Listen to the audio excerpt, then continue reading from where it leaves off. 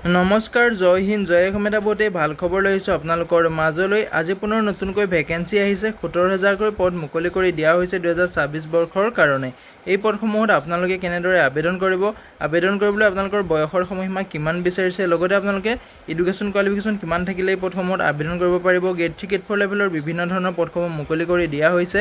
প্ৰায় 17,000 পদ মুকলি কৰি দিয়া হৈছে। এই পদসমূহত আপোনালোকে কেতিয়াৰ পৰা আবেদন কৰিব পাৰিব আৰু কেতিয়ালৈকে লাষ্ট ডেট আছে, সম্পূৰ্ণ তথ্য এই ভিডিঅ'টোত আলোচনা কৰিম। সো ভিডিঅ'টো শেষলৈকে চাব, অলপো স্কিপ নকৰাকৈ। যদিহে ভিডিঅ'টো চাই ভাল পায় এটা লাইক কৰিব আৰু মোৰ চেনেলটোলৈ যদি প্ৰথমবাৰ কাৰণে আহিছে তেনেহ'লে চেনেলটো ছাবস্ক্ৰাইব কৰিবলৈ নাপাহৰিব। লগতে ভিডিঅ' ডেছক্ৰিপশ্যনত মই হোৱাটছআপ চেনেল আৰু টেলিগ্ৰাম গ্ৰুপৰ লিংক দিছোঁ, তাতো গৈ আপোনালোকে জইন হৈ ল'ব, যাতে প্ৰতিদিনে জবৰ আপডেটসমূহ সকলোতকৈ আগতীয়াকৈ আমাৰ এই চেনেলৰ দ্বাৰা পাই থাকিব পাৰে। লগতে ভিডিঅ' ডেছক্ৰিপশ্যনত মই টেলিগ্ৰাম গ্ৰুপৰ লিংক দিছোঁ, তাতো গৈ আপোনালোকে জইন হৈ ল'ব, যাতে প্ৰতিদিনে জবৰ আপডেটসমূহ সকলোতকৈ আগতীয়াকৈ আমাৰ এই চেনেলৰ দ্বাৰা পাই থাকিব পাৰে।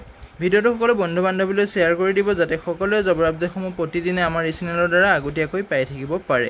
যিহেতু ইয়াতে দেখিবলৈ পাইছে BSF কনষ্টেবল ৰিক্ৰুটমেণ্ট 2026ৰ ফালৰ পৰা পদসমূহ মুকলি কৰি দিয়া হৈছে। যিহেতু ইয়াতে দেখিবলৈ পাইছে BSFৰ কাৰণে পদসমূহ মুকলি কৰি দিয়া হৈছে। Constable, SI, head constable, tradesmen আৰু বিভিন্ন ধৰণৰ পদসমূহ মুকলি কৰি দিয়া হৈছে। যিহেতু গ্ৰেড 3 গ্ৰেড 4 লেভেলৰ বহুখিনি পদ মুকলি কৰি দিয়া হৈছে, 17,000কৈ পদ মুকলি কৰি দিয়া হৈছে।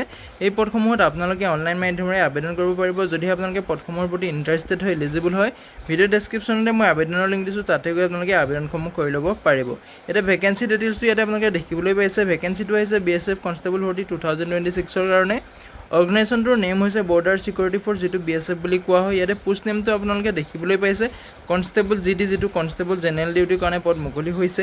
হেড কনষ্টেবলৰ পদ মুকলি হৈছে, SI পদ মুকলি হৈছে, ASI পদ মুকলি হৈছে, ট্ৰেডমেনৰ পদ মুকলি হৈছে আৰু গ্ৰুপ B আৰু গ্ৰুপ Cৰ বিভিন্ন ধৰণৰ পদসমূহ মুকলি কৰি দিয়া হৈছে। টোটেল ভেকেঞ্চি ইয়াতে 17,000 পদ দেখিবলৈ পাব। এপ্লাই মতে আপোনালোকে এই পদসমূহত অনলাইন মাধ্যমেৰে আবেদন কৰিব পাৰিব। হু কেন এপ্লাই ক্ষেত্ৰত ক'বলৈ গ'লে অল ইণ্ডিয়া মেল ফিমেল কেণ্ডিডেটে পদসমূহত আবেদন কৰিব পাৰিব। যদিহে আপুনি পদসমূহৰ প্ৰতি ইণ্টাৰেষ্টেড হয়, এলিজিবল হয়, আবেদনসমূহ কৰিব পাৰিব। ইয়াতে আপোনালোকে চেলাৰীৰ ক্ষেত্ৰত ক'বলৈ গ'লে 21,700 টকাৰ পৰা আৰম্ভ কৰি 69,100 টকালৈকে আপোনালোকে চেলাৰীসমূহ লাভ কৰিব পাৰিব। লগতে ইয়াতে বয়সৰ সময়সীমাটো দিয়া আছে। মিনিমাম বয়সটো আপোনালোকৰ 18 বছৰ হ'লে এই পদসমূহত আবেদন কৰিব পাৰিব।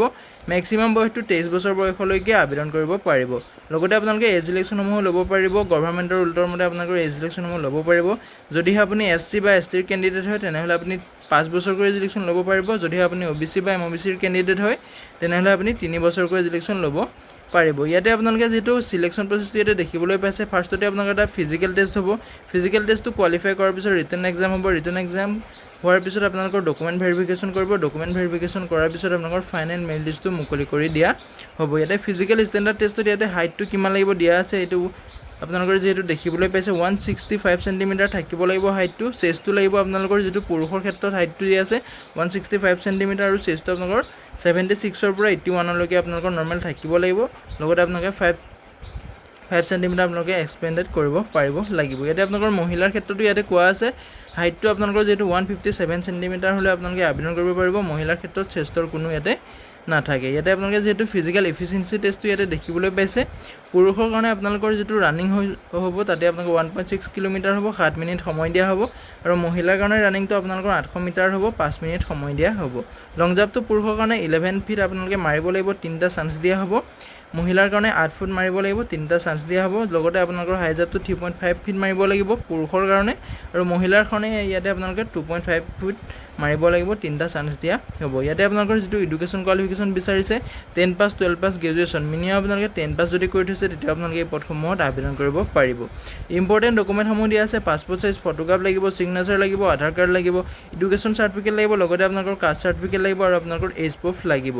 হাউ টু এপ্লাই ক্ষেত্ৰত ক'বলৈ গ'লে যদিহে আপোনালোকে পদসমূহত ইণ্টাৰেষ্টেড হয়, এলিজিবল হয়, ভিডিঅ' ডেছক্ৰিপশ্যনতে মই আবেদনৰ লিংক দিম, তাতে গৈ আপোনালোকে আবেদনসমূহ কৰি ল'ব পাৰিব। আজিলৈ ভিডিঅ'টো ইমানেই আছিলে। যদিহে ভিডিঅ'টো চাই ভাল পালে এটা লাইক কৰিব আৰু মোৰ চেনেলটোলৈ যদি প্ৰথমবাৰ কাৰণে আহিছে, তেনেহ'লে চেনেলটো ছাবস্ক্ৰাইব কৰিবলৈ নাপাহৰিব। লগতে ভিডিঅ'টো সকলো বন্ধু বান্ধৱীলৈ শ্বেয়াৰ কৰি দিব, যাতে সকলোৱে জবৰ আপডেটসমূহ প্ৰতিদিনে আমাৰ এই চেনেলৰ দ্বাৰা পাই থাকিব পাৰে। লগতে ভিডিঅ' ডেছক্ৰিপশ্যনত মই হোৱাটছআপ চেনেল আৰু টেলিগ্ৰাম গ্ৰুপৰ লিংক দিছোঁ, তাতো গৈ আপোনালোকে জইন হৈ ল'ব, যাতে প্ৰতিদিনে জবৰ আপডেটসমূহ সকলোতকৈ আগতীয়াকৈ পাই থাকিব পাৰে। আজিলৈ ভিডিঅ'টো ইমানেই আছিলে। জয় হিন্দ, জয় অসম।